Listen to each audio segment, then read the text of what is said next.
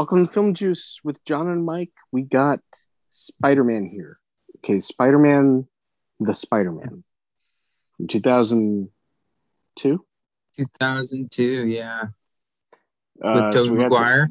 Toby Maguire, Kirsten Dunst, James Franco, before he was James Franco. Crowning nugget on this movie, Willem Dafoe. Well, so we're going to review this movie. But yeah, just kind of gush over like certain things. Like, yeah, Cliff Robertson was one of the best parts. So was Aunt May, Rosemary Harris. Mm-hmm. Just very earnest and natural performances from these people. Even though, look, the script is really corny, but we're gonna move past that because it was meant to be kind of a throwback at the same time, I think. Mm-hmm. Yeah, and what we're going to be doing alongside that movie is The Amazing Spider-Man from 2012 with 10 years later. I didn't even realize that. Yeah. And that one had Andrew Garfield. Yeah, Emma Stone, Sally Field. Martin Sheen was a good Uncle Ben. He did do a good job. He did a great job, yeah. But who did the lizard? Oh, the lizard was Reese Ifans. Oh, yes, you're right. I don't know why I saw Campbell Scott here. Dennis Leary was in it too, which he added an intensity to this movie. So great cast. Let's say another great cast here. And then we're also going to be talking about Spider-Man Homecoming from 2017. He helped you feel the stakes, and yeah, and he helps you feel like the skepticism as well. Like, what are these weirdos? Mm-hmm. Because Peter just like storms into the police station and starts saying there's a lizard man. And we also have the Tom Holland Homecoming, which has some great actors too, but I feel like these are kind of borrowed, from the MCU. It's a whole different feel, and we'll go into that too. But yeah, because you have, well, at this point in time, Tom Holland was brand new, I think, on the scene, really. Mm-hmm.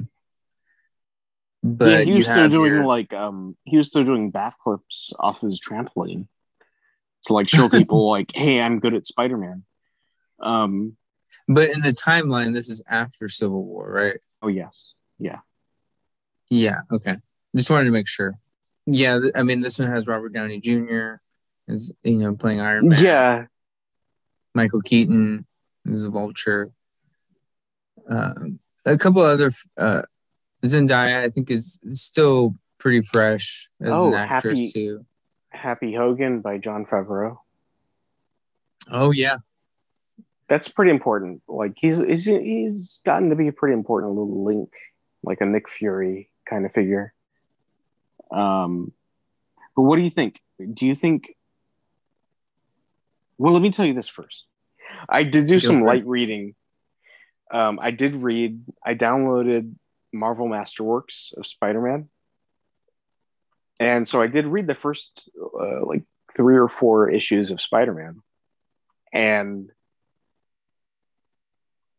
I will just say that the newest movie is pretty close to Spider-Man's, well, let's say Peter Parker, his acquaintances.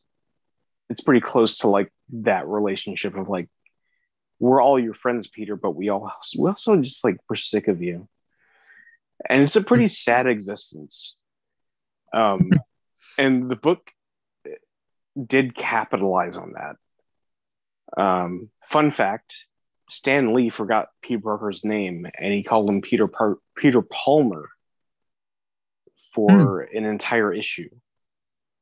Oh my gosh. And that's in print forever. So I Google it. Yeah. Yeah, sure enough, he actually did forget his own character's name. Wow. That's bizarre. Yeah, it's really strange. Like I don't know how later comics actually addressed it, or if they were like that was a clone. So I mean, So I kind of feel like that's the way he was being treated in Homecoming, which was like I got these friends, but they're kind of dicks to me, but whatever, they're still my friends. Um, yeah, that seemed to be kind of just the it seemed to be like a just a normal social interaction where it was just like a uh, that kind of comedy throughout yeah, it. and it was fun. I mean, like we were talking about John Hughes the other day at work. Um, Uh-huh. when we were talking about the Chicago setting that he always puts his movies in, and Hmm. that's what the writers of the first, I don't know, new Spider-Man Homecoming, their heads were up the John Hughes factory, where they're like, we're gonna have some like kids just like goofing around, and I think that's okay because Mm. there is still like a curve to Peter's learning responsibility, Yeah, and this he's one's got the to. youngest Peter so far, right? It's the youngest Peter Parker we've Yeah, he's seen the youngest one in the so far. movies. Yeah. Yeah. He's also the smartest one. I would argue against Toby Maguire's Peter Parker, who's a complete nerd. Um, but I guess going backwards, okay, so we have Tom Holland, right? Peter Parker. Hmm. I guess on my thoughts, I did enjoy him as Peter Parker. The one thing I feel like, I think on this first movie you kind of have to, after have living through the first two and whatnot, but going into this one, I remember kind of thinking, oh man, here we go again, another Spider-Man. Um, Going into the theater, like I don't want to not like this one. I just got used to the Amazing Spider-Man, Peter Parker, so uh, I'll just go with an open mind to this one. And one thing that did stick out to me was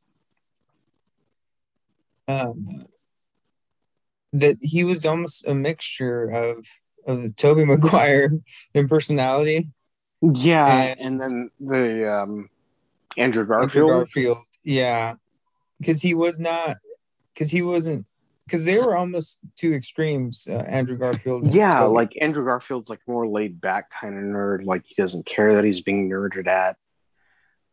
He's like a He's kind of got rebel. his own thing. He's got his own thing going on. Exactly. He's a rebel, and Peter Parker's like trying to conform. And I'm by Peter Right. Parker, I mean Tobey Maguire. Um, Peter Parker. Um, but like he's like more of a conformist, like I just want to fit in kind of attitude. And Andrew Garfield's Peter Parker is a little bit more like I'm more willing to not fit in if it makes me comfortable with myself. I think you hit it. Yeah, I think you hit it right on the head with that because, yeah, this one was almost like, you know, and I feel like almost this one. This is a good thing about Tom Holland's Peter Parker is that he's not as outspoken, which is like Tobey Maguire's, but he's not as expressive or rebellious like Andrew Garfield. Right. But Yeah. he's still very young and it's very understandable because he was so young. Yes, you can still relate to him. Yeah. He's not to the point where he's just like a caricature of Yeah. like a nerd. He's not a caricature of like a lonesome skater. He's more of a, I think the MCU makes him more of an everyman, and I think they're good at that. Just in general, And so I Um, mean, and I like that. I mean, I remember watching it and I was like, you know what, that's I think that was a good direction, and I feel like I could still relate to it, and I can't believe this is but 2017. It feels like it feels like was further back earlier. than that. Yeah, Yeah, like 2015 or something. yeah. But yeah, I do appreciate that iteration of Peter Parker. Andrew Garfield's is weird. He's Only weird. because he's like, it's just like a different interpretation of the character. It's different to the point where you kind of wonder, why is he a nerd? Like, wouldn't he be the cool guy? You know, yeah, and there's a little bit of that. And before I forget this, I wanted to say that he is different, but I feel like he was before his time. Like he was what he needed to be. Like I feel like that's the Spider-Man we need today. Yeah, Believe it or probably. not. Like in retrospect, Hmm. looking at it now, I'm just like, I was like, you know what, we need a tougher Spider-Man. Yeah, Uh, and he does have that. Um, I will say throughout, just because of the origin story, he does have that kind oh of like yeah, aggression, kind of seething underneath his performance, like that's just this kind true. of anger, especially that scene in The Amazing Spider-Man where it's like on that camera that's like in your face, and he's like running between different convenience stores trying to capture the guy that shot Uncle Ben, but the Oh camera's yeah. like in his face. I don't know. That happened, right? I didn't imagine that. Because there was no like transforming moment like there was with Peter. You mean And with Toby? You yeah, with keep you Toby. keep calling I it keep Peter. going Peter because they It's say the Peter so OG. many times. Yeah, Um, they do call him Peter a lot in that one. they say Peter like 50 times each. But yeah, I felt like he wasn't angry, and I felt like he sought to liberate himself from the anger in the original Spider-Man 2002. This one, 2000, what year would you say? 2000 what? I 17? believe it was 2000 and 2012. Oh shit. Okay, so 2012 Spider-Man. I felt like it's more about like turning that revenge into, because with Toby Maguire's Spider-Man, it was kind of instantaneous, like that he turned that revenge feeling into justice seeking. And it's a little more Mm. gray with Andrew Garfield's. It is, which I'm okay with that. me too. And I think I do want to say, because this one, I guess more about his character before I forget, is that this is the most expressive Spider-Man, Yeah. so far. He speaks, I mean, the actor is really great. Andrew Garfield, like, I gotta give him props. Like, he was new at this time too, in Mm-hmm. 2012. Um, This was his so big break. yeah, it really was. And he did, like, I gotta give him props. Like, he spoke with his expressions and his groans, and so well, like so strongly that you can't help, like you said, just but feel for the guy. Yeah. And and when he's upset, you want to kick ass too, as he's out there, and No, pursuing it's everyone. true. The Yeah, it's empowering the way that he feels empowered. Yes, exactly. And I feel like we're missing that, and that was missing, I think, a little bit in Toby Maguire. You kind of saw hints of it, and just a quick comparison. I think in the latest Spider-Man, I think it's missing a lot, honestly. Um, Well, let's move on and to that one. Um, what do you think? Because we already know it, but like, what do you think is missing from it? From Toby? No, from Tom Holland. Oh, I think it's a lack of a strong like center, core like True. They made mission it. and value, Yeah, they made it more of an ensemble type of movie, not You encore. he's kind I think they Disney-fied him is what I call it. They Disney-fied him and I mean it's a modern thing too. I want to say because he can't be. This is what I think. I think right now it's not as fashionable to be, a strong male, Mm-hmm. kind of young man, kind of leader. Um, I think they're trying to appeal to this generation, so they made him A little softer. a little softer, but in a way where like they're holding him. I don't know, like they're holding him back because um like almost like it feels to me when I watch the movie, it almost feels to me that, but this one I give him a break. I mean, he is still really young, but um,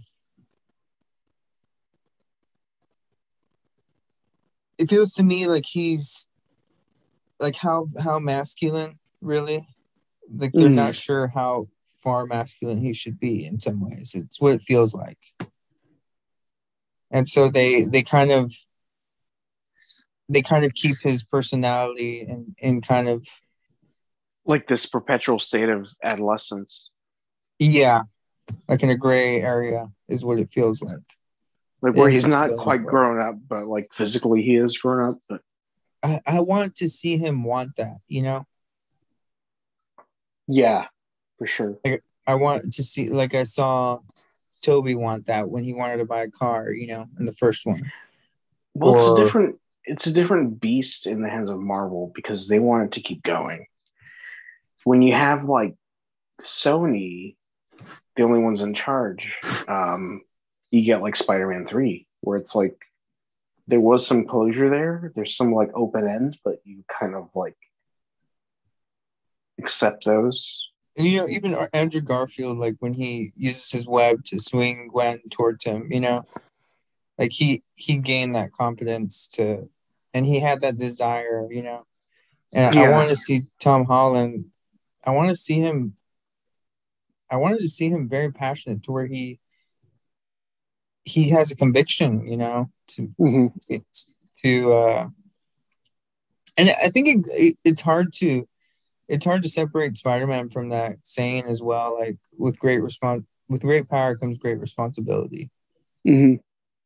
and that's part of it all there too. But yeah, there's just that kind of that that I think that one was Tom Holland one was missing.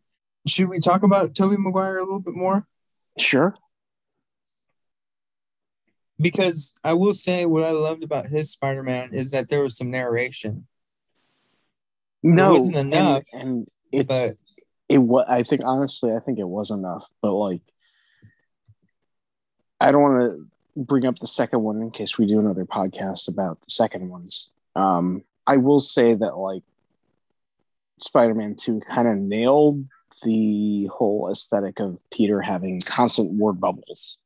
So I never really had a problem with that. I do think Peter, if you're talking about like him living in his own head, I think that's a serious problem.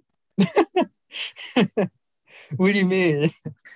I just think like the character has to branch out at some point. You know, it's got to like branch out and like start connecting with other characters. It can't just be just with Aunt May.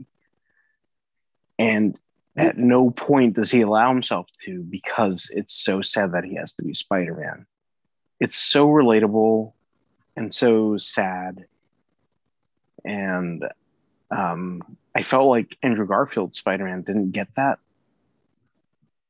He was just kind of like a punk kid, not in a bad way, but like kind of like dealing with his own issues of isolation, and like embracing his ambition, embracing right? his ambition. Yeah, because he didn't have any apprehension about being a photographer, about not really any, no like nervous ticks when it comes to talking to Gwen Stacy. He That had was a little bit. refreshing. He did, He did. They both did.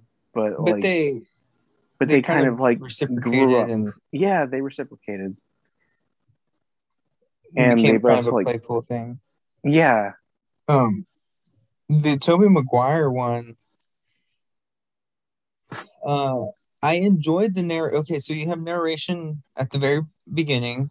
mhm. He opens it This up is all saying, about a girl, and then it ends with him narrating, like, right? saying that he has to, this is what he has to Yeah, do. this And is my gift. This is my curse. Yeah, I mean, he obviously learned his. I don't want to say learned his lesson in a bad way, but he did. Um, kind of. Um, he, I would have, the only thing, and the reason I bring that up is because I think that he it could have used more. And honestly, like, I would be perfectly fine if they went in and added a little bit, just like a minute's worth, honestly. Maybe even 30 seconds worth of dialogue from him, of narration, mhm. um, throughout the movie. In the future, if they were to ever go back and do like a director's cut or something. Um, but the reason I say that though is because of Toby Maguire, his acting, he's a good actor, but his facial expressions don't necessarily communicate what he's feeling, Mm. or at least what he's thinking, you know. And this Spider-Man has a hard time with his words, just like Tom Holland Spider-Man. Um, but I would have loved to at least heard his narration at least say that, like acknowledge that Yeah, in some moments, say like, what, she looks so beautiful. Like for instance, when he was with Mary Jane, like she looked so beautiful that day. I just, you know, I was a fool for not telling her. You know what I mean? Like yeah, yeah. little things like that that showed that he was, self-aware and at least working on that, He, because it almost felt like sometimes like he was almost never growing. yeah. I was gonna say it feels like he's almost like completely socially inept, but he's trying. And he is, yeah, he is. And you see that in the first movie. Yeah, I, yeah. I Like I'm he's kind of struggling, and he's obviously trying to get somewhere, but right. yeah, he does have a difficulty about it. Yeah, Makes him sound and handicapped. it was, and at the time, I feel like from the time period, like I understood it. I remember watching it as a kid, and I got it. Um, he was, you could tell he was a good guy. You Yeah, knew you knew he was a he good, just like a good kid or whatever, like young adult. he just Um, had bad taste in women. Because I mean, honestly, Mary Jane treated him like shit. I don't know no, if she she just didn't. didn't. Well, not intentionally. How did she treat him like shit? She just kind of disregarded him all the time. Oh yeah, yeah. Like, yeah, The, I've lived next to you since I was 6, but now you're nobody. right now, And you notice it's like, him. Now you yeah, think now you he's see him because he right, stopped wearing glasses. That's rude. and he's a little more buff. Yeah, he's going, oh, you working out? She never said that in the movie. I know that. I'm just saying. Uh, she suddenly notices him. And it's like, dude, this dude's been pining for you for like 15 years or Right? however long. I Yeah. guess the Um, actors were in their 30s, so maybe 15 years. I know, right? They look the oldest. He's the oldest looking Yeah. Spider-Man out of them all. I was like, you're Aunt May's son.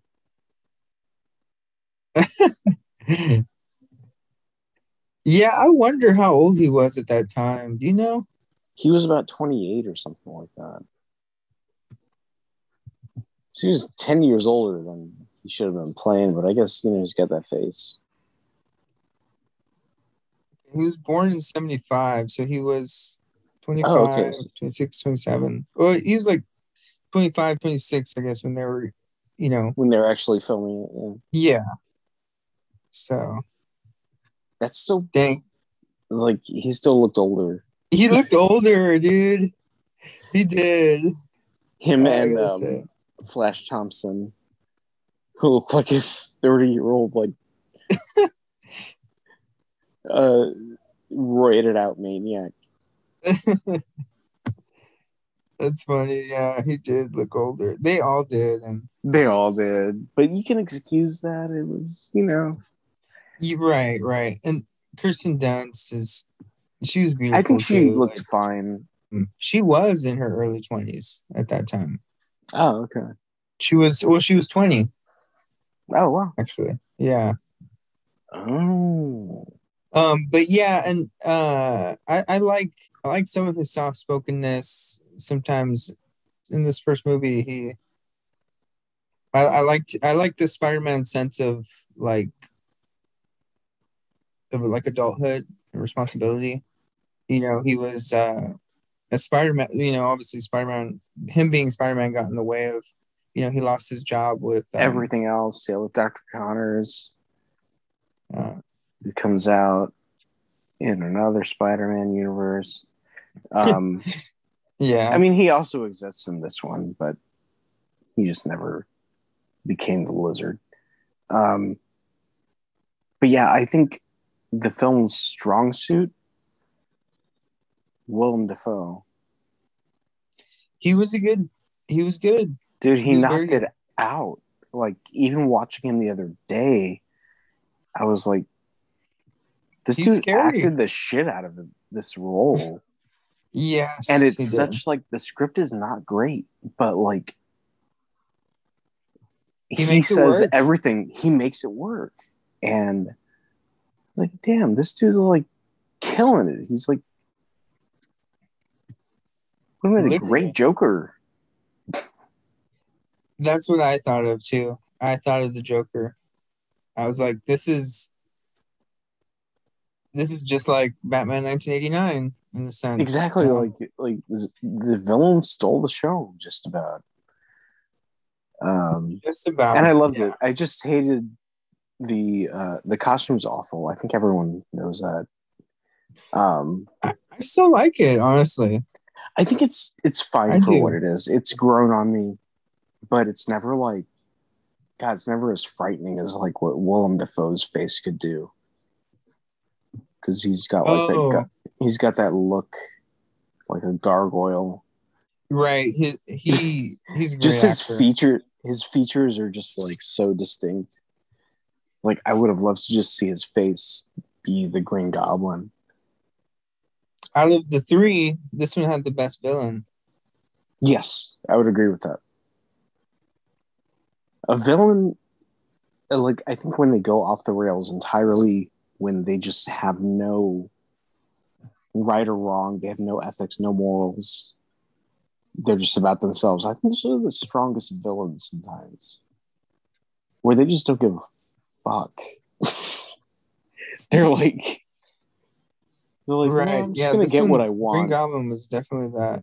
He's a megalomaniacal creep.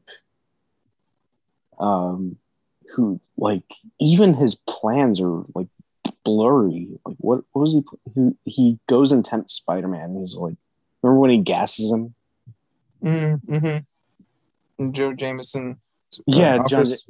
Yeah, exactly. And they end up on the roof, and he's like, "Oh well, what do people like to see as a hero? They fail, they fall, die trying." And he's like trying to get Spider-Man on his side, but as to what his plans were, I don't know. He never said anything. But like Right. what he was planning to do, it was pretty ambiguous. It was, and I think it was out of control. You know, it was a downward spiral. And Yeah, I guess when you look at all the Spider-Man villains, well, Doc Ock actually had a goal, which disappointed me because I kind of wish Doc Ock would just go on a rampage and start ripping buildings apart.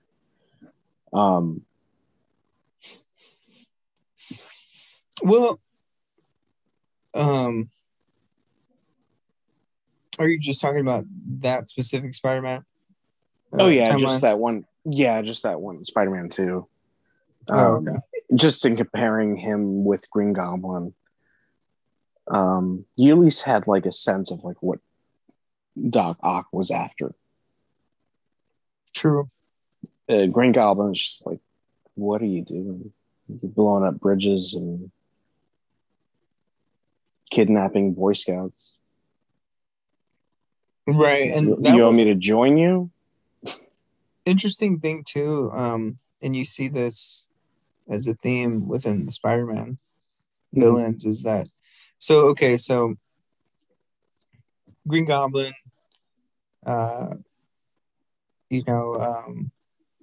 Oscorp, right? Osborn, he used a serum that wasn't supposed to be used on a human yet, and turns him into the Green Goblin, and it enhances all his muscles and everything, like his senses. And it's very interesting that it taps into his angry, his anger. It taps into his desperation, and it just enhances that as well. And that's where it all goes wrong, because it gets every like kind of like manic thought, just kind of like immediately goes to what he would do out of like utmost hatred, utmost anger, Yeah. To save himself, and you see it throughout the movie, like save his spot as a CEO and his company, be the most powerful and to kill Spider-Man, to where he's even almost killed his son, and so this is interesting because in the Lizard with the Amazing Spider-Man, you see him, he's serum as well, Yeah, but he's fine for whatever reason. Dr. Connor. Yeah. Well, but when it repairs him, remember whenever he got frustrated, that's when the Lizard would. Oh. Like that's what would almost set off the Lizard. Oh, and so okay. The Lizard would break out, and that's how he would solve his problems, out of that first, what I mean? Out of that anger and hatred and frustration. And to where when it wore off, he was like, what did I just do? And that was very similar to the Green Goblin. It was so cool though to see him talking in the mirror to himself, Willem Dafoe. Mm-hmm. It was, dude, I love the cinematography in that first Spider-Man 2002. It's one of the better out of all the three. I almost want to say it's the best, but it's Amazing Spider-Man is pretty close. There's so many. I will say this: the 2002 Spider-Man has more iconic shots than any of them, than any of the other ones. Because you think about it, like off the top of my head, I can think of the first one is when he kisses Mary Jane in the rain. Oh yeah, that's just historic. It's iconic right there. There's a few other scenes where I don't know if you remember this one, but where he's chasing after his uncle's killer, and he's in that abandoned warehouse, and he hangs down upside down in the building, and it's like, you see yellow light, it's dark, and you see Spider-Man hanging down in the background. just shots like that, and the director Sam Raimi, he did a good job of like just keeping the camera still on Yeah. on the actors. Like there's so many scenes where they're like a couple minutes long with no like uh where the camera doesn't move, it just stays on them, and the dialogue happens, and I feel like it just immerses you in the movie uh, really well. There's some other ones too. I know with Green Goblin in the burning house or in the burning building. Like that That was sounds just such a good. creepy moment. Yeah, he turns around and scares him. You know, when the Green Goblin kidnaps Aunt May or scares her. Yeah, he blows up her the You got a wall couple to her more. house, and Yeah. it's like he's a demon with all the fire around him. And just some of the Spider-Man shots throughout the city. He just looks awesome. Makes him look awesome. But yeah, I noticed that this last time I saw it, I was like, wow, yeah, that's Sam Raimi did. I mean, I applaud them because they're having dialogue sometimes for like a minute, 2 minutes Yeah, long. exactly. It's cooked sushi, so let's talk about the scores. Oh yeah. Um for me,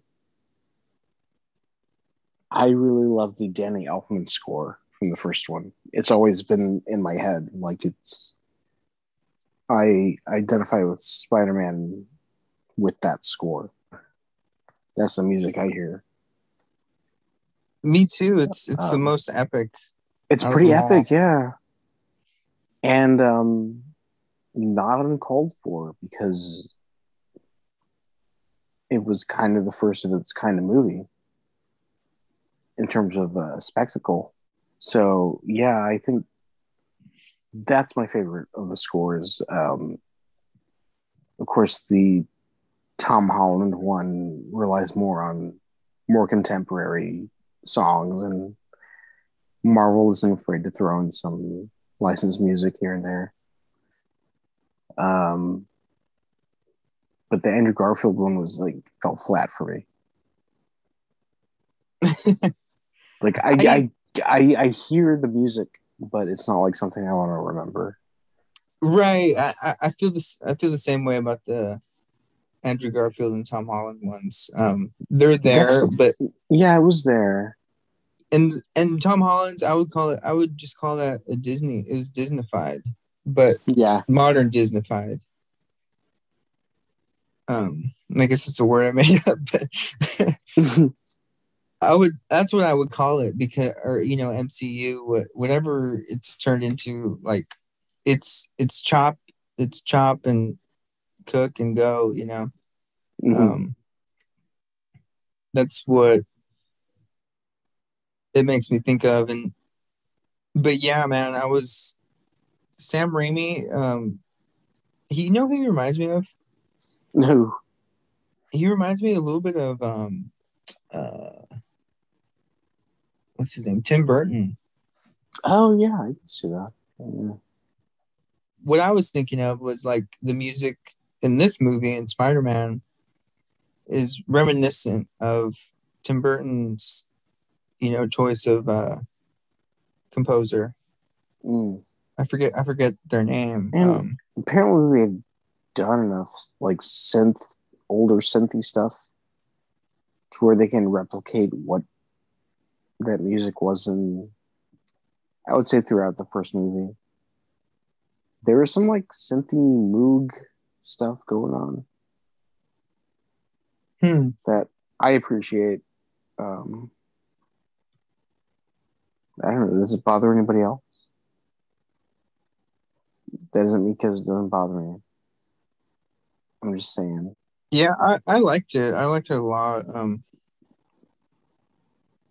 it was interesting seeing because I know Sam Raimi has done some dark comedy. Mhm. Um, and it was interesting for me to see just the moments in the dark, with Spider-Man, and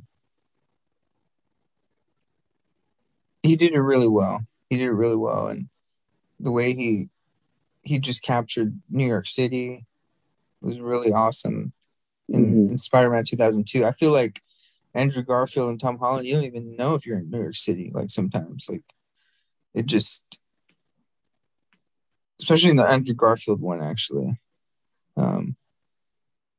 There's like an Oscorp Tower, and then there's the Avengers Tower and Tom Holland's,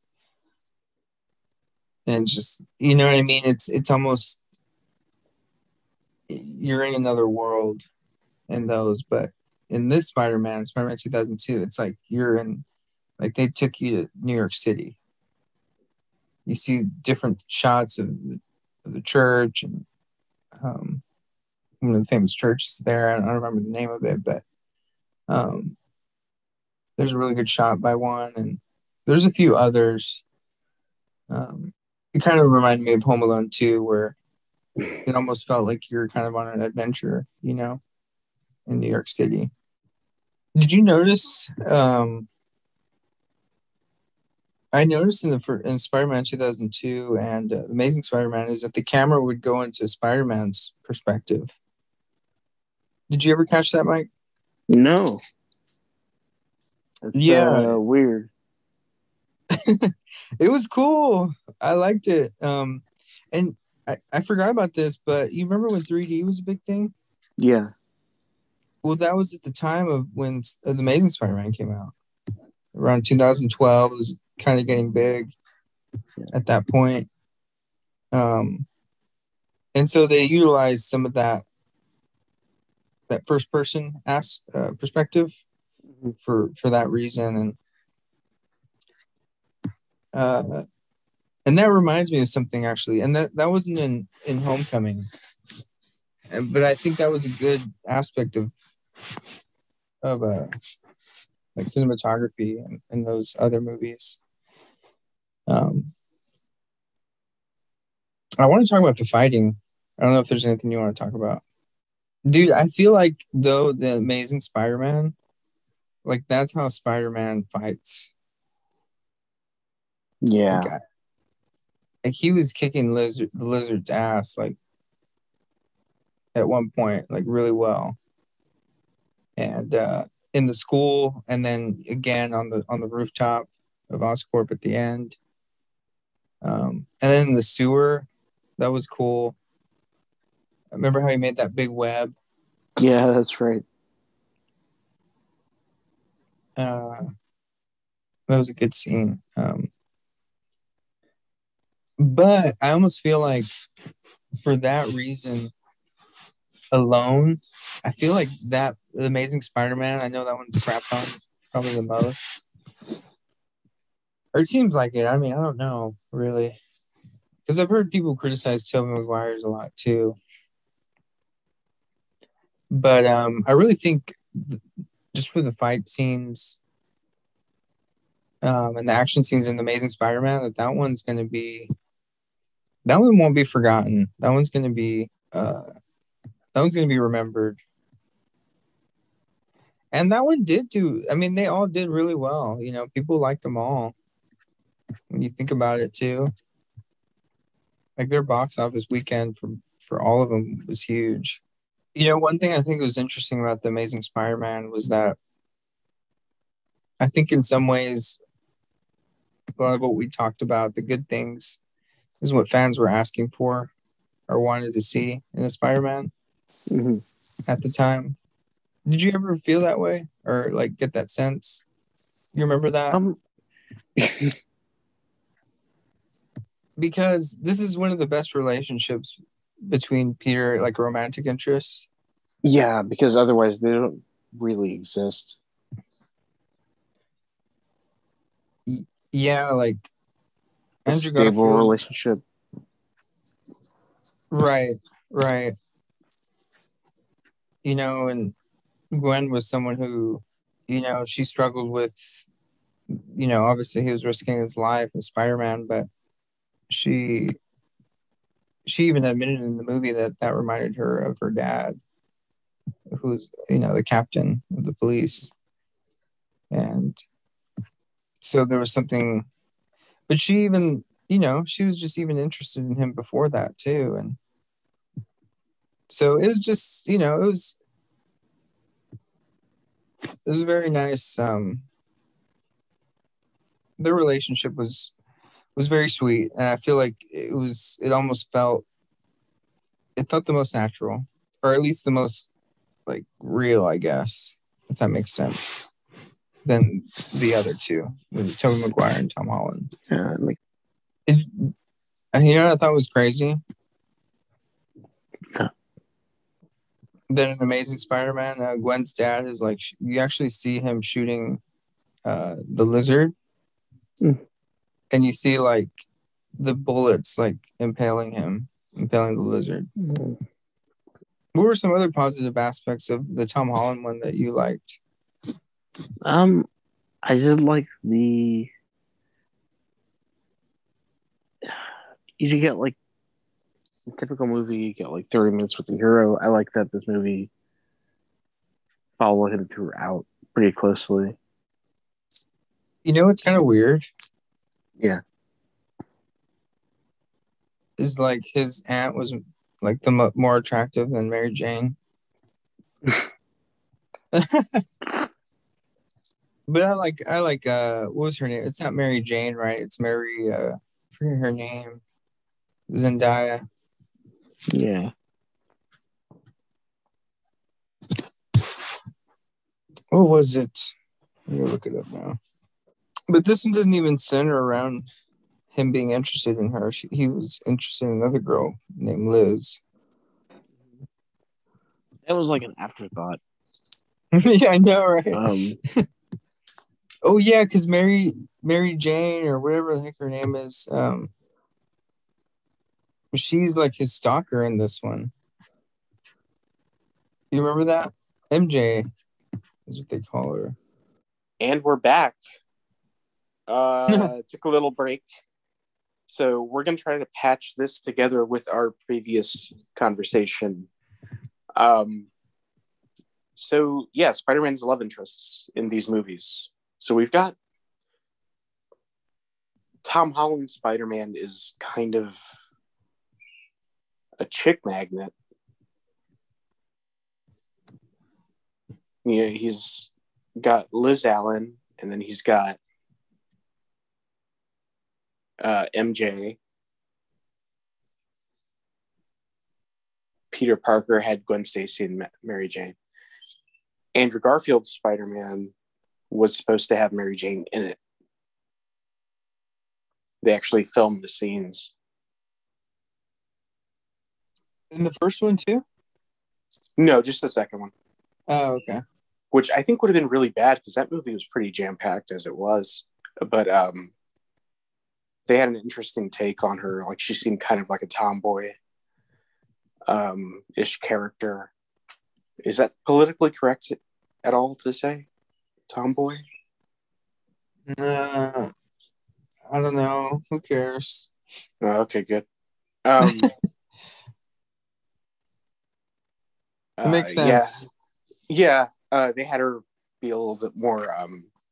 She was like some kind of mechanic or something. She rode a motorcycle, and I'm glad it wasn't in the movie, but I would say that still counts. They intended to have Mary Jane in The Amazing Spider-Man 2, so that would have been 2 more love interests for Peter.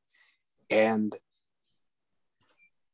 honestly, I never really quite understood Mary Jane's attraction to Peter in the first Raimi trilogy. Yeah, I was gonna say it. It comes out of nowhere. Right. She kind of like has lived next to him his whole life. She's lived next to him his whole life. That's how it goes. And then all of a sudden, their senior year, she sees him beat up her boyfriend. Yeah. And now it's just like opens up to him later that night, in the backyard. When her parents are fighting. I like that. I like that scene. You right? It's a nice scene. appreciated. I remember watching the cartoons, the Spider-Man cartoons from the 90s, Mm-hmm.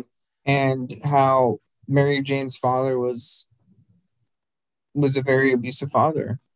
Like, well, like not. I don't know if it'd be abusive, but at least like he was a very angry guy. He always yelled.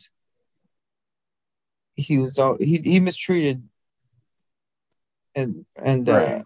spoke harshly, to her and to Mary Jane and I guess to her mom.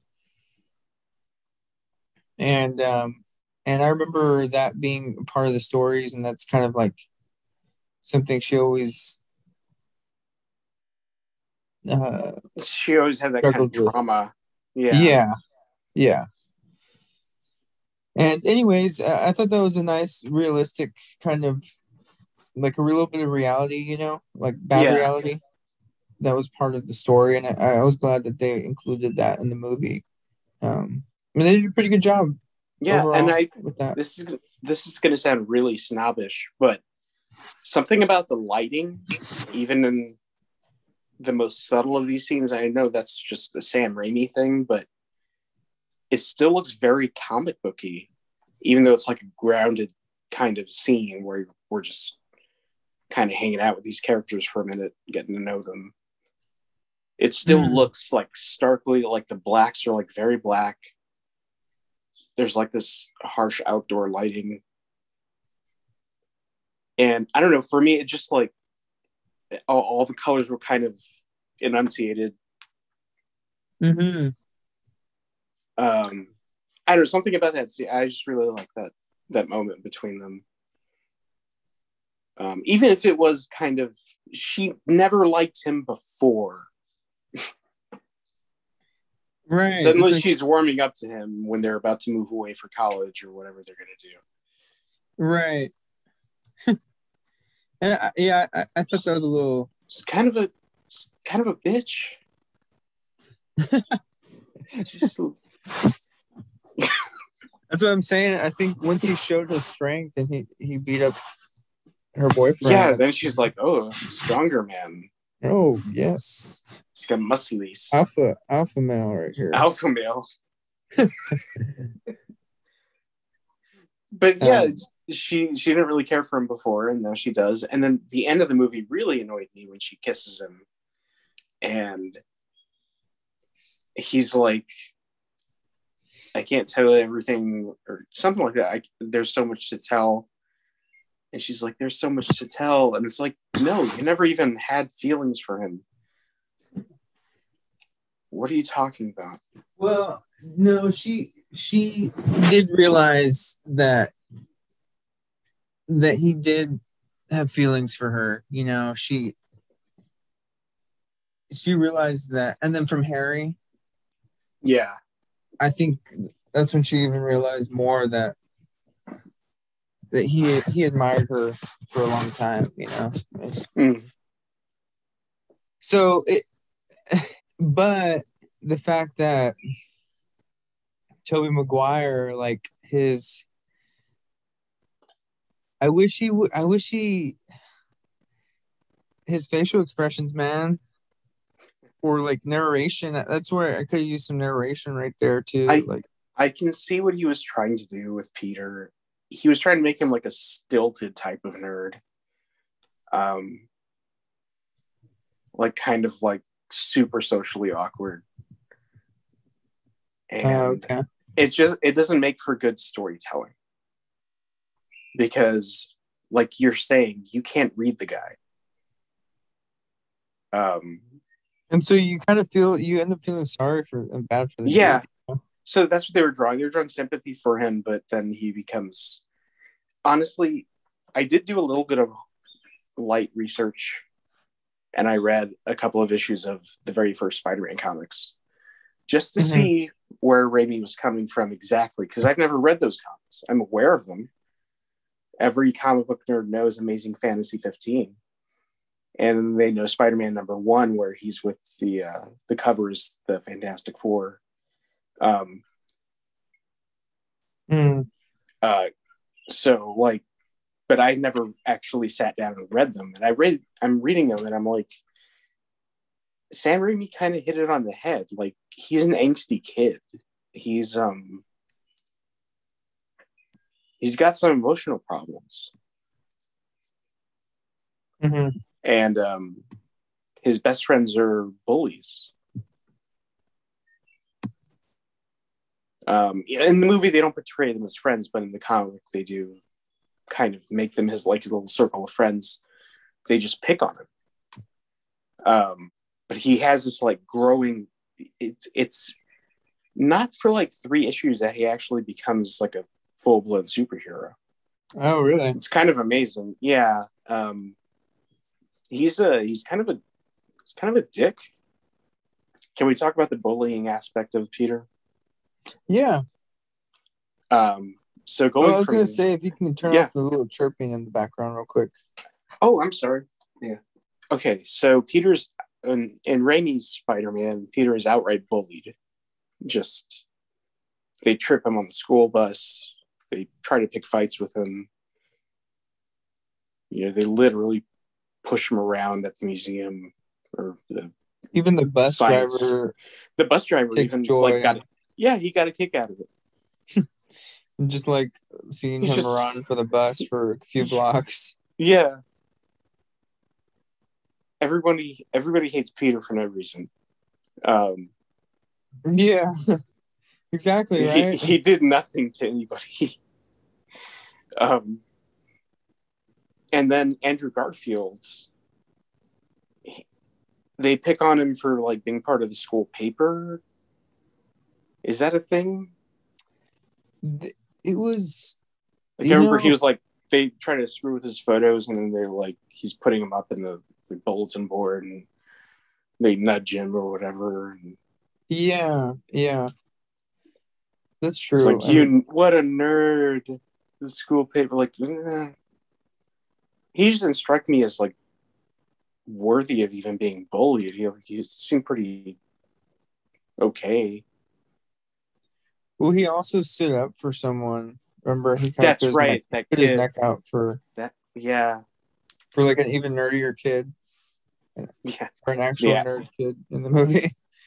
Maybe like he would have been the alternate Peter Parker. Right, and it was Flash Thompson that as well that was bullying. It's always Flash, yeah. And so. And when he stood for, as Flash was bullying that kid, and during lunch, he calls him Eugene. He calls Flash Eugene, and Flash gets upset. And then he just like he punches him in the face really good, punches Peter in the face, and that's when Gwen comes out, and he's like, "That's right," and she cuts in and just kind of distracts and breaks it all up. But I guess that's another case of like he didn't really deserve to be bullied, but it wasn't really bullying. It was just kind of he was an all around like I don't know how to say it. Like he didn't have like this circle of hatred around him like the way Toby Maguire's Peter Parker did. I think this one, the Andrew Garfield, was more of maybe feeling more of like an outcast. Yeah, he was more of like an outsider, like a loner-ish. Yeah. Like I think skateboarder, orphan, like feels like he doesn't have a real family or some crap. Mm-hmm. Trying to cope with that, even though he's 28 years old. I wonder. But Andrew Garfield was real young though when he made that movie, wasn't he? I think he was younger than Toby Maguire was. So I think he was like 26. Well, Toby was 25 or 26. I thought he was 28. No, he was 20. He was about 26. Oh, okay. So, Andrew Garfield was younger. Yeah, 25. 20, yeah, he was 26. Yeah. 25, 26 when they were filming it. Yeah. Tom Holland was like 20. Oh, shoot. He was older. He was like 27. No way. That doesn't seem right. 20. Oh, shoot. He was 29 when it came out. So he was like 28 when 28, 27 maybe. Yeah. Dang, he looked young, dude. Yeah, he looked pretty young. I mean, he still does. Mm-hmm. That long-necked freak won't age. I thought he was weird when I first, as an actor. Yeah, I mean, he's handsome, but he's also awkward. But he's a great actor, I gotta say. Yeah, Like, he's a very good actor. Yeah, and then the bullying in Spider-Man: Homecoming was more of the communal bullying. It was more passive, more like they were just kind of screwing around. Right. It was, and it was felt. that, I kind of liked that. it was like a blunt, dry humor, I guess. It was a dry humor type thing, yeah. And I think I was thinking about it earlier that maybe Disney didn't want to portray bullying as a norm. Like it's something people have to go through. So they kind of shifted it to be more like, this is just kind of playful, like horsing around. Like they don't hate each other. Nobody hates anybody. They just screw with each other. I see. Yeah, I could see that. Because Flash, yeah, he's an ass, but he's not like you want Peter to kick his ass type of, like it's just kind of sad. Like you see his family, they even drop pathos from his situation in Homecoming. Not Homecoming. What's the one after that? Far From Home. You know what's weird? Mm-hmm. I will say is that he has no like white friends in Homecoming. They're all different color, right? Yeah. Like our ethnicities or whatever. That movie is all inclusive. But it makes sense because it is like a technical academy type thing. Oh, that's, I didn't even realize that. Yeah, it's a science school. So it would have like a bunch of different people. And a lot of dark-skinned people because, the science for whatever reason, because science and math. Right. It's the ones that people think will make the most money, That's what that's about, really. Yeah, pretty much. Like the parents, want to get those kids in there. Yeah. For that, but okay, I see. And that was just something I kind of actually didn't really think about until right now. As we were talking about all the kind of friends and stuff, and yeah, Andrew Garfield doesn't even have friends. No, he doesn't have. He doesn't. He's all on his own. Like they very much make him an orphan in every way, and then in a way he's a widow, and then he kind of becomes a widower even. He has the saddest story, man. I love this Spider-Man. I mean, I don't know if he's okay. Let's do that. Which one is more sad, Raimi's or the Webb Spider-Man, Mark Webb's Spider-Man? I think I want to say Mark Webb's. It is sadder because there was a death. Dude, there's like her dad dies, his uncle dies. Connor's, his father figure, loses his mind. His parents it's a mystery, and he cries over it. Like he's sad, he struggles over it. You see it that they're gone, that they left, and he doesn't. He's struggling with the why of it all, The city in this one hates him a little more, at least like the police and whatnot. Yeah, there's a bigger negativity around him, like in the public. Which is actually that's pretty accurate to the comics too. Actually, that's a good point. The whole like press generated hatred. Mm-hmm. Yeah. I do like it when Spider-Man is like portrayed as a menace in his universe. When I love it, like it makes him so much more of an underdog. Yeah, I think that is a better take on it. it makes you really attach yourself to him or root for him, right? Yeah, As well yeah. It as makes as a him, viewer. yeah, it makes him a little more accessible. It makes him more human. That he's got to fight to make it's basically his living. Mm-hmm. Yeah, He has to struggle in order to make it. Just like anybody else. I will say Sam Raimi's Spider-Man with Toby. I like the how they included Harry Osborn as his friend. That was something I always remembered with Spider-Man watching the show in the 90s as a Yeah, the kid. And then Harry is always like there. even the old cartoon that I saw a little bit of as a kid too, like how Harry was. I think I remember seeing that in the old cartoon actually. It's been so long, but maybe he wasn't there. I don't know. But anyways, it was neat to see all of these characters that I remember seeing growing up on the screen.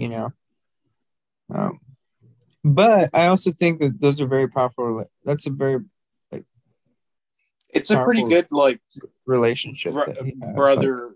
It's a brotherly relationship. Even especially because Norman was acting as a father to both of them in a way. right. Um, like that was his last type of like con, was trying to get Peter to think that he was a father figure to him. So, and then being a horrible father to Harry. So yeah, it's very much a brother relationship, and I do like that running theme in all three of the Raimi movies, that it was consistent with that. That's like the main story is Mm-hmm. Harry and Peter. Hmm. I mean, you can say I didn't Harry, know Peter, that, Mary Jane, but but yeah, you're right. Or yeah, as far as the movies, right? Like that's what they always went yeah, back to those that's relationships. that was like the running line. It's like so I yeah, I think thought that was an interesting. I like that take on their relationship and how Harry screwed with him in the third one. But to stay on the first one, gotta stay on the first one. yeah, I was gonna say. So this first one, I know we talk about a little bit of Toby's portrayal of Spider-Man. How I wish that he was more expressive, and how he's not that great. He doesn't express very much within the movies as far as like emoting and understand. It's hard. He's hard to read. Yeah, But it's definitely very. So these being the first movies, like even with some, some of the things that could have improved on or didn't do too well like that, in any delivery of the character or whatnot. It's very in all of these movies like it's very understandable. Like you almost don't. It doesn't. It doesn't carry as much weight until I feel like the next ones come out. yeah, Like these little things because these first ones you're really getting to know them, and they're all very likable in their own way. So first introduction, you're not tired of them. You don't have time to be tired of them. It's just or nitpicking them. mm-hmm. You're kind of just introduced to them.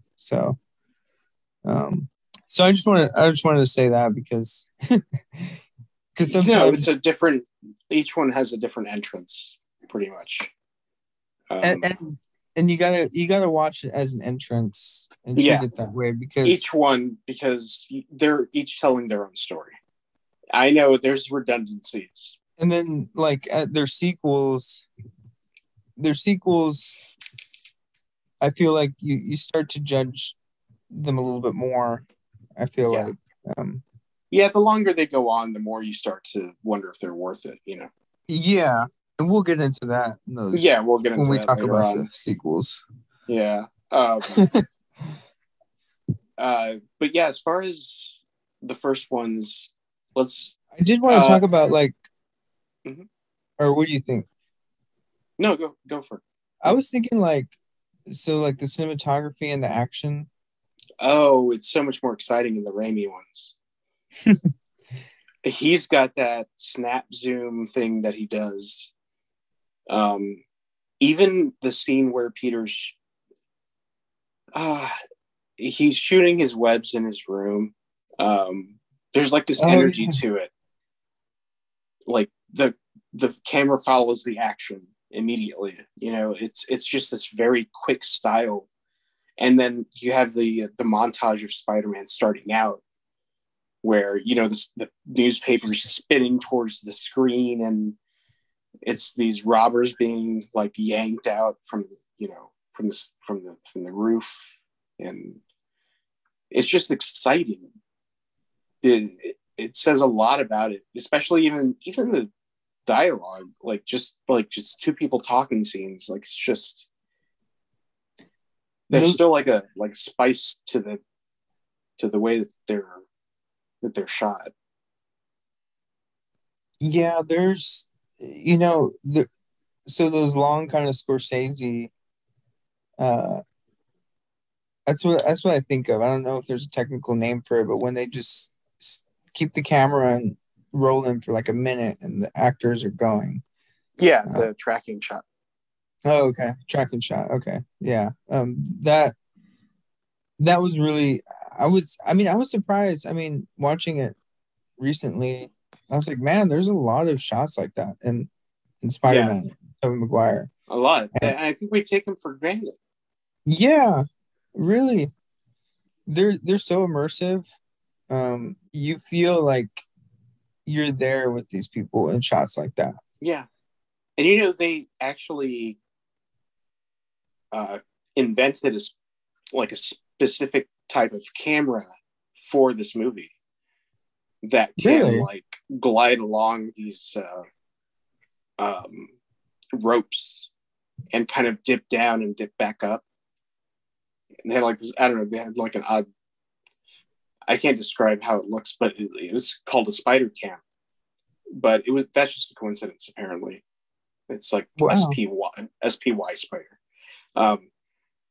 But yeah, they had a camera that would like kind of dip down. You could control it to where it could like go upwards and then go back down. Specifically for the Spider-Man movie. And they still use it. I think this one still has the most iconic scenes too. Mm-hmm. Even out of I want to say maybe even out of the trilogy. I mean, but like there's that scene with him kissing MJ when he's upside down as Spider-Man. Upside down kiss, yeah. It looks really uncomfortable. It does, but it's such a great. It's about the image, yeah. And the style there that Sam Raimi put into this movie. I mean, the way they captured the costumes, even in the lighting. He's got a great sense of color. Yeah, he really does. In that shot, you have there's like a blue backdrop, kind of. It's like a soft blue. You got Spider-Man's colors, and then you have MJ with her red hair wearing a pink dress. And that just all that's a lovely palette. Mm-hmm. It is, right? It's true. You know, I couldn't help but think of how well the dark scenes were shot too in this one. I'm not sure if how much of it was that. I think this is probably the one where like it was actually in the dark, you know, mm-hmm. As opposed to using. In the beginning, at least, he was like, you know, he's after the car thief. Uh-huh. You remember when he zips down upside down?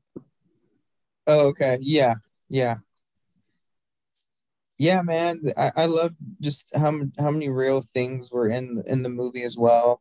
Yeah, practical effects or even though the webs looked kind of dopey, I was glad you could actually touch them as opposed to just CGI. You know, that makes me think too of how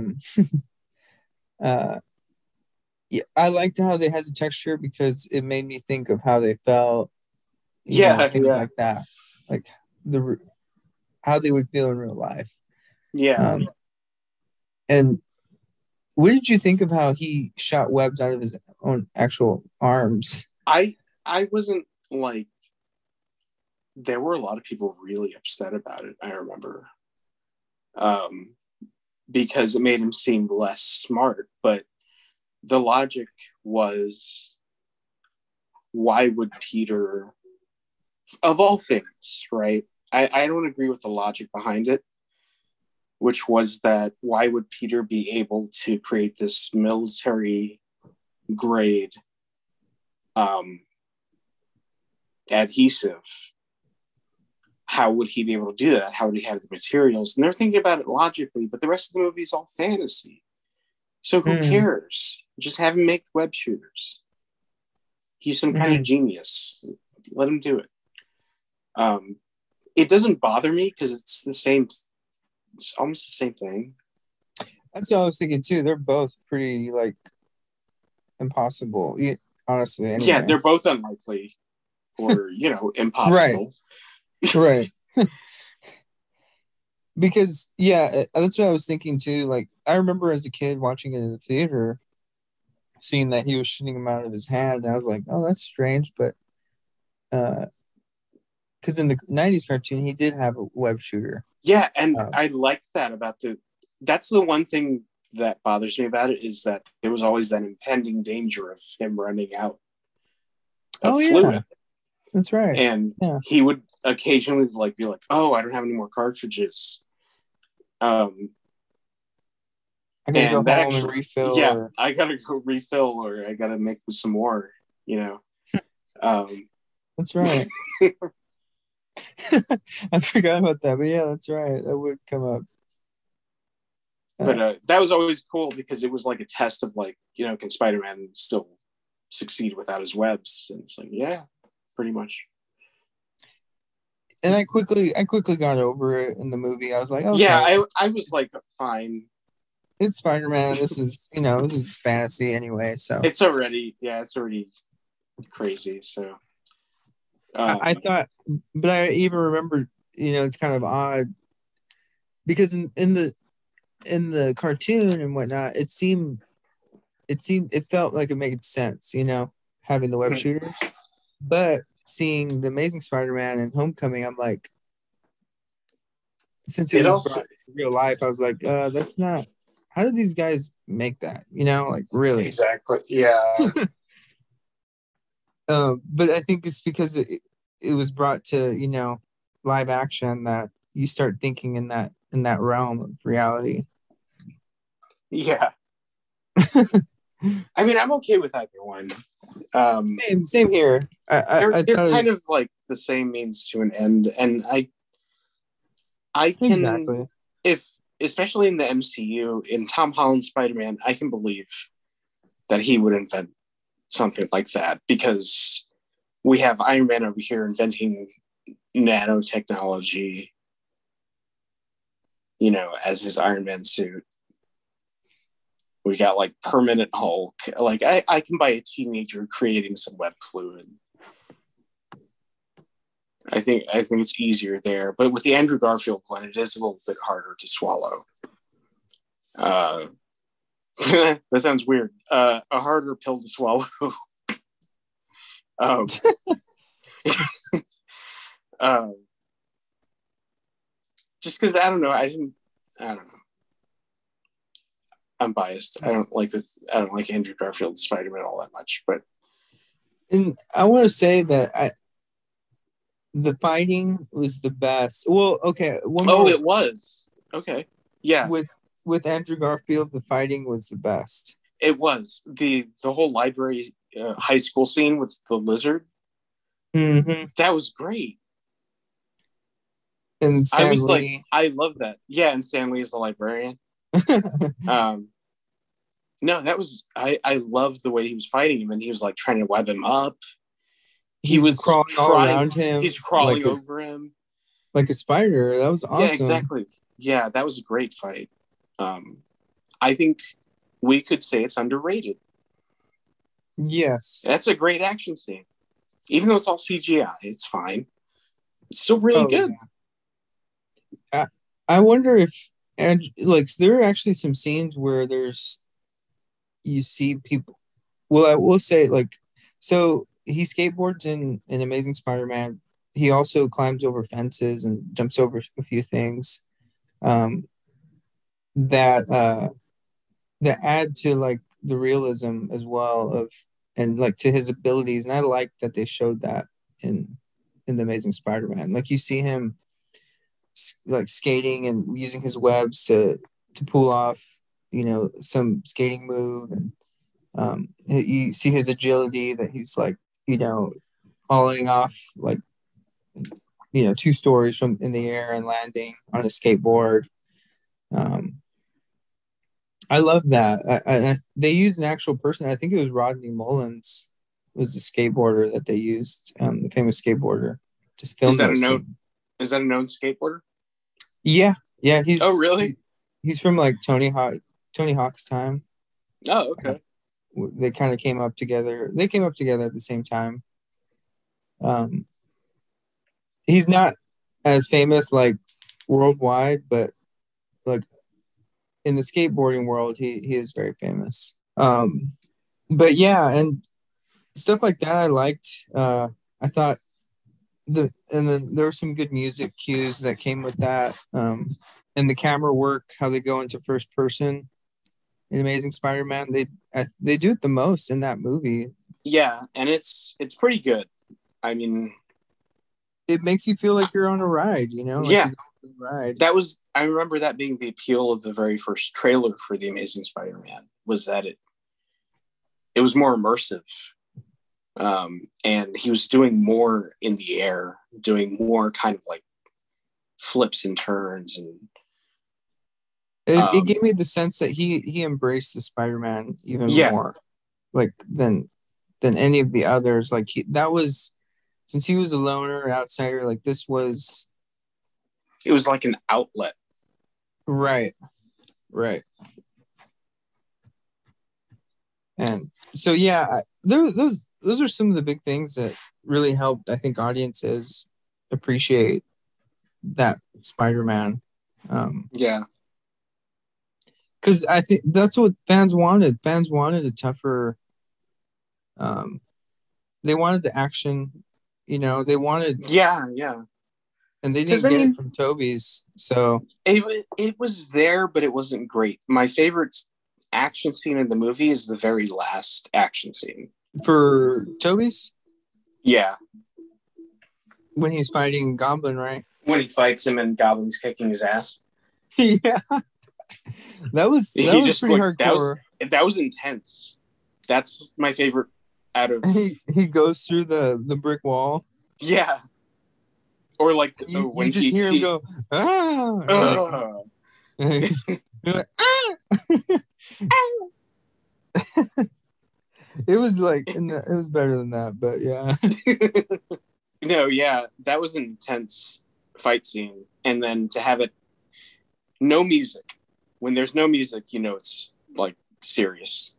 So, yeah, you hear every punch, you hear every spark from the pumpkin bombs. Mm-hmm. And there's some good CGI there. Yeah. The pumpkin bombs were so scary. Yeah, they did feel threatening. They did. Yeah, because they beat for a while when they land at you.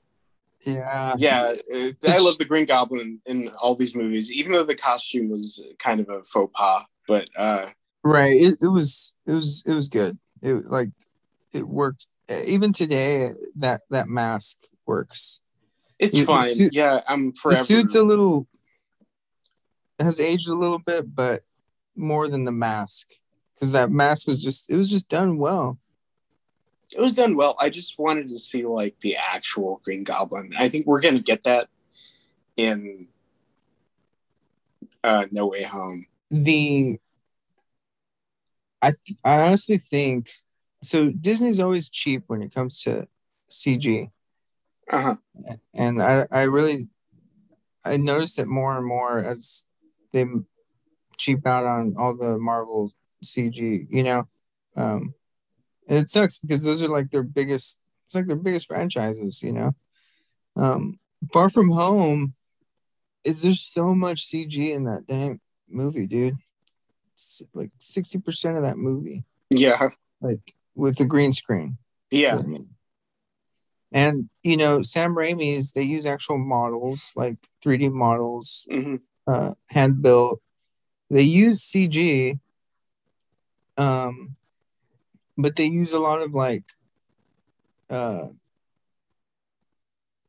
yeah, actual stuntmen and whatnot, and props. And Amazing Spider-Man, they use a pretty good amount of CG, but it's actually they did very well in that one. Like, it's honestly almost better than Homecoming. Like, or it might be slightly better because they use it a little more stylistic, or like sparingly.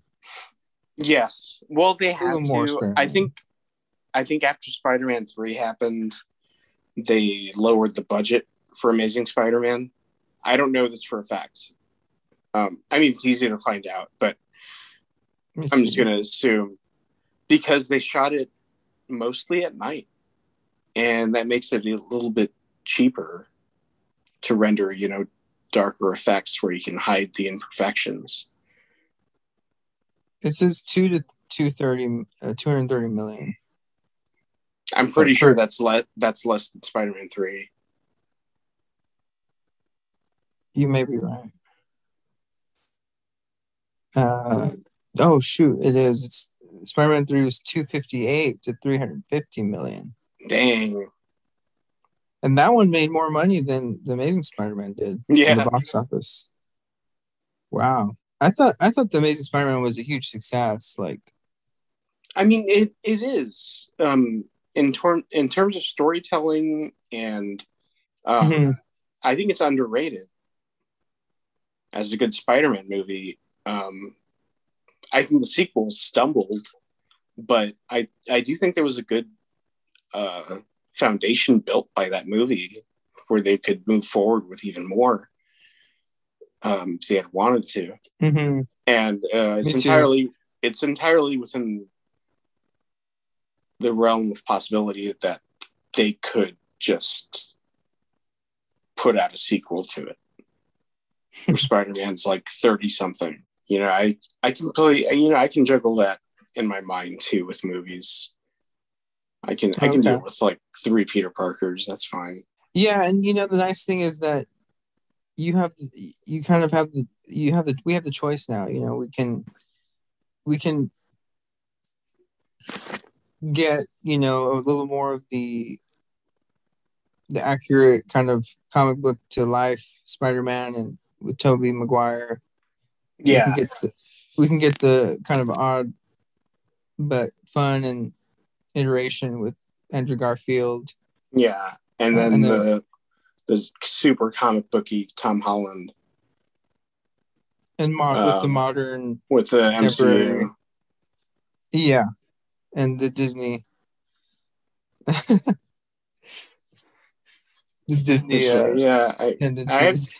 I have to say, dude, it's just my favorite one. Like, I think he strikes that middle ground really well.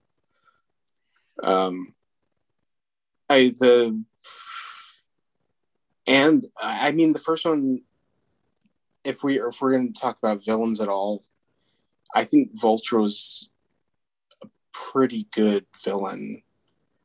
Not only just for Spider-Man, but in general. And I think he was pretty close to, like, I think it was up there with Green Goblin. If we're going to compare, like, Vulture and Green Goblin, 2 different franchises of the same character. It's weird because they were all green in the first ones, you know, in these first movies. And it reflects the comics because there was something with the printing press that they could only print, like, green and purple. Oh. And so that's why most villains, if you look at them, they're mostly green and purple from that era. Oh, wow.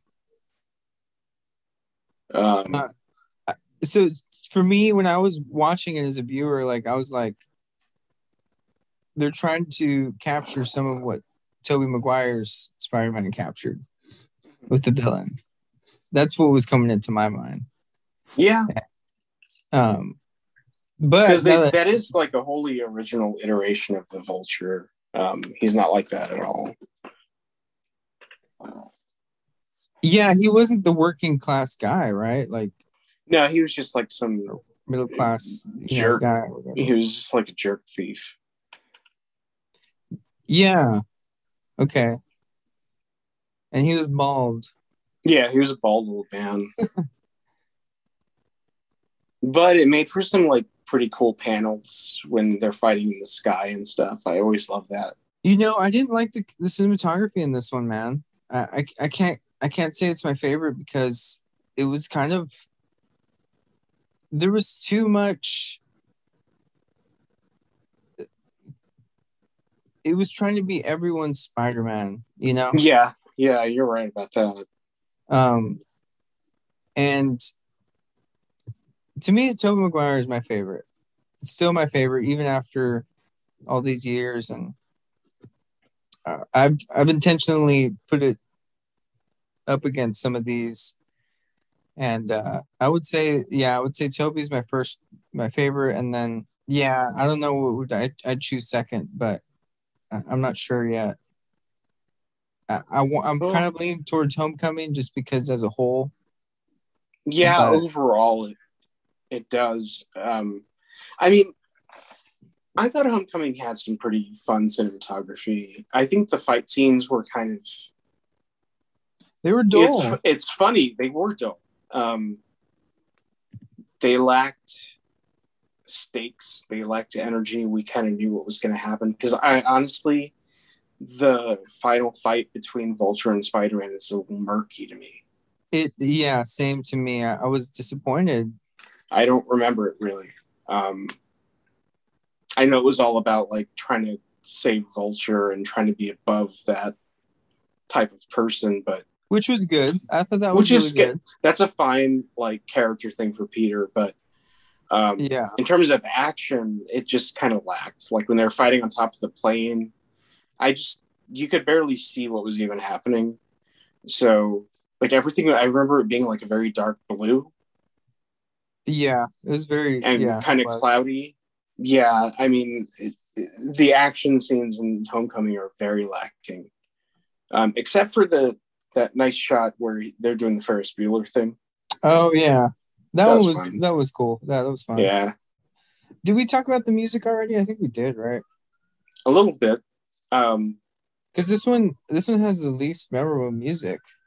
I don't remember any of the music. It you know what it does is it uses the Spider-Man. Really? That old, it does. It makes it orchestral, which is fine. I'm okay with that. That's memorable, but it's not creative. Raimi Spider-Man has the most memorable soundtrack. I think it's up there because I can remember it. Yeah. Like all of the the falling notes from the strings. And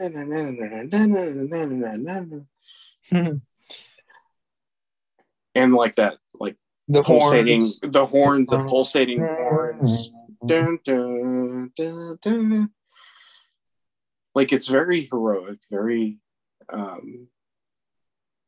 it's got a signature to it. It's Danny Elfman. I mean, it's great. I was listening to it before you came on just because I had it in my head all day. And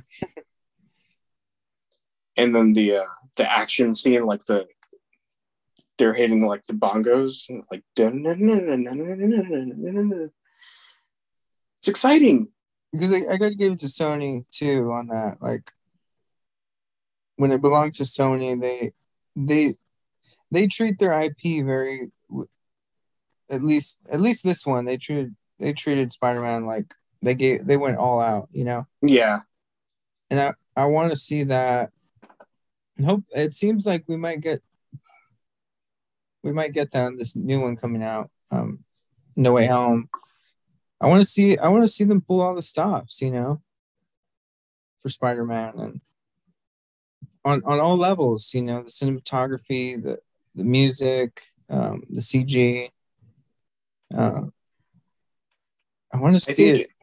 I think it's all going to come together. Do you know who's scoring this one? Speaking of music, is it Michael Giacchino? Okay, that's close enough. Yeah. Okay. He's good. He did the first one as well, huh? Yeah. There's his music. It's kind of like Danny Elfman, where you can kind of recognize that it's him. He's got these like very nice, kind of bombastic themes. So yeah, the score I think of the Raimi films is way stronger. Not just because it's Danny Elfman, but it's just a better theme. And like we said, the the John Watts Spider-Man, the MCU Spider-Man, has no theme other than they're rehashing the 60s Spider-Man cartoon theme. I call it cheating. Yeah. I remember it now. Then they use the horns, right? Yeah. I remember it now. And then Mark Webb's Spider-Man, I don't remember anything. Yeah, I don't remember either. It doesn't have a bad one. I when I rewatched it the other day, it was fine. It's fine, right? It's fine. It's yeah. It's just not catchy. Right. Exactly. Elfman Raimi for the win.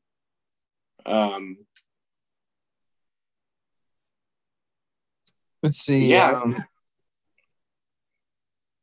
So yeah, I think some really, strong iterations. First kind of movie iterations of these individual Spider-Man. Overall, like,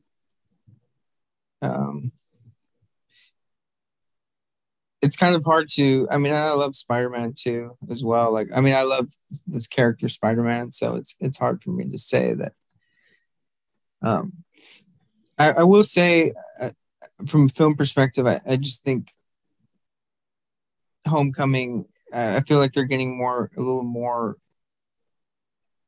cookie cutter in some ways. I was going to say formulaic. Yeah. They're following that Marvel formula, which is a surefire hit. I mean, it's going to work, but there's no risk there. Raimi, they took a risk when they hired Sam Raimi to direct a superhero movie. Because I mean, the last superhero movie he directed was Darkman, which is a kind of a guilty pleasure because it's not a great movie, but it's pretty damn fun though. But with this particular director, it felt like there was no risk. Like he was going to be yes man, and it felt kind of like I don't know if you feel this way about the Ant-Man movies, but I feel like they're kind of strictly controlled. Dude, I do. And like they're fun and they're funny and they got like some nice effects, but they feel kind of like somebody had a gun pointed at their head while they were filming it. It was like, I feel like they're getting to like Disney Channel movies or something, like you're coming to expect they're going to budget it, when you know that they shouldn't, and they're going to they have the formula, and it stifles the character then, and the story that you, and the potential that is there, that is just like that you really want them to explore. And yeah, I was disappointed with Ant-Man too, but yeah, give this character what they deserve, and show the passion behind it, and let that speak for itself, or stand on its own. Yeah. Even watching Ant-Man, you brought up Ant-Man, dude. Like, I was like, I can't like that CG looks so bad, dude. Some of it looks really bad, yeah. Like it looks like almost like the 2002 Spider-Man, with Toby Maguire like CG. Like, oh my gosh. It reminds me of like the clone troopers in the later Star Wars movies. Where they had the guy's like real head pasted over a CGI costume. Oh my gosh, that's like, what the hell is that? So, what's something you'd like to see moving forward with any Spider-Man movie, whether it's a sequel? Like, what's something you'd like to see, like, just kind of like as a Spider-Man fan? What would you like to see in a movie? Because I think, especially going off what we talked about, or what we were just talking about, is like, dude, I want to see Spider-Man stand on his own again. I kind of don't want to see him watered down in some ways with this MCU business. And this is what happened in the shows. I don't mean to cut you off, but no, you're fine. Is that they start teaming Spider-Man up with people. Yeah. And that's what I see happening in the movies. Like they're with the Avengers, and then they're strange. Yeah. And it's cool, it's fun. But I want to see that's the fun,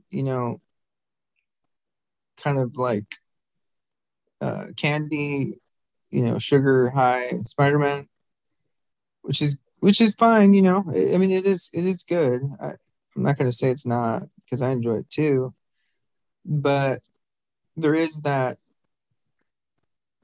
I want the Spider-Man who can stand on his own, and yeah, and I personally want a tougher Peter Parker and Spider-Man, like Andrew Garfield's character was. I want the less politically correct or less shy, and I want him to embrace all of Spider-Man and what that means, and have that build his confidence and get the girl, you know what I mean? And kick some ass, like have some style with it too, and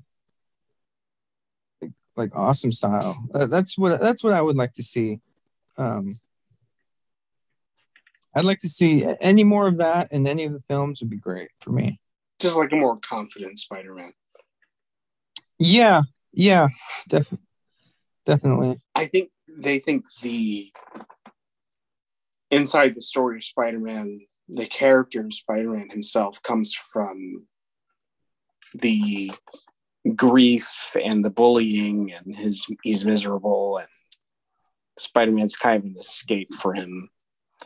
But if you get to a Spider-Man that's like past that, and what I'm thinking is that they're gonna, and we've talked about this a little bit before, is that not on like our podcast, but just in general before, is like they want to make him the next Tony Stark, is what it looks like, Yeah. And if they're gonna make another Tony Stark, I guess, or like, leader of the Avengers, okay, like Spider-Man I'd rather be Spider-Man than anyone else I can think of, that comes to my mind. But it's like, it's going up to mashup madness, basically. Yeah. Overall, if we had to rank them, let's my ranking would. You want to go first? No, go ahead. Okay. So I already said Toby Maguire, Sam Raimi, Spider-Man is my number one. I think it's going to I think it's going to also just age the best. I think it's going to be the it's still aged even 20 years later very well. And everything about it, man, the cast, cinematography, acting, the actors, and New York City, you know, Oh yeah, beautiful shots. represent New York. Yeah. Um, I think, yeah, I think all around the honoring of Spider-Man's story as well, origin story. I think, yeah, I think that was number one for me, and I'm gonna say number two. I gotta say this one's pretty tough, but I'm gonna say overall, Homecoming is number two. Okay. For me, and then number three will be The Amazing Spider-Man with Andrew Garfield. All right, that's cool. That was actually, I didn't expect that. I thought you were gonna say Amazing was number two. Yeah, they were pretty neck and neck. I would say it almost got it, but I think uh, Homecoming is just more fun. But yeah, for me, I gotta say Raimi's Spider-Man stands out among most superhero movies as being very unique in terms of just like the style, unabashed corniness of it all. It's just it just does not give a shit. It's so corny, but it works. And I think it's a great I see it as an homage to Richard Donner's original Superman movie. A lot of it, just like him ripping open his shirt during the parade scene. Like you can kind of see, like you can. There's that huge influence of Richard Donner. And I didn't notice it as a kid, but I remember like about a year ago, I saw the Superman movie, and I had brought that up to you without even like realizing there was an actual influence there. Yeah. Very, yeah. It has that classic feel to it. It's awesome. Yeah, Sam Raimi's not afraid to like. He wears his heart on his sleeves. His influences are right there, and yeah, it just has. I think it just has that much class. The MCU one is my second favorite, like almost the first favorite, just because I think it's pretty loyal to the contemporary Spider-Man, and I think those movies are pretty funny and they're exciting and somewhat lacking in the action department, which is ironic because you want action with superhero movie, but I like just kind of hanging out with these characters. And 2 would be Homecoming, 3 would be Amazing.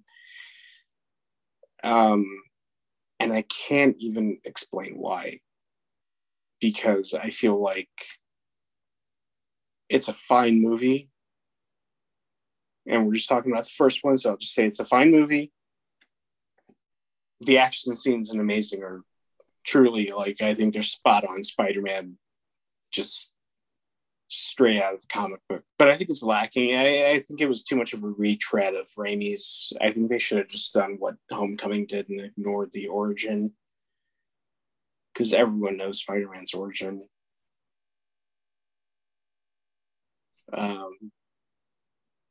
I think they could have gotten some more mileage out of the story if they had just cut that out entirely. But I think they had a larger story in mind with the parents, which I think is also another issue with the movie. But yeah, I guess we're in sync in terms of the placement of these movies. Yeah, which I'm surprised because I thought you were going to say Homecoming was your number one. Oh, hell no. No, after watching Raimi's, I'm like, I can't. Like, it's such... Right, like... It's so good. Yeah, it is. In 20 years, I've never gotten tired of it. But yeah, so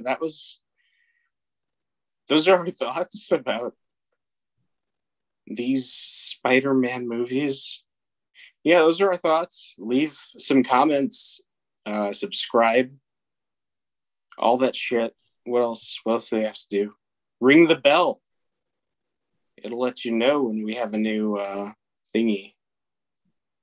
Yeah, let us know what you think of these movies. Which was your favorite? How would you rank them? And yeah, how would you rank just the first ones? Let's set some rules. Just the first ones of each series. Put those in the comments. And yeah, we look forward to hearing from you all. And we'll be doing a part 2 on the sequels to these movies. Yeah, we have to. Here next. I'm all itchy because I broke out in the hives that I couldn't talk about the sequels. Yeah, join in on the conversation, and we look forward to the next podcast on Spider-Man. All right. See you, everybody.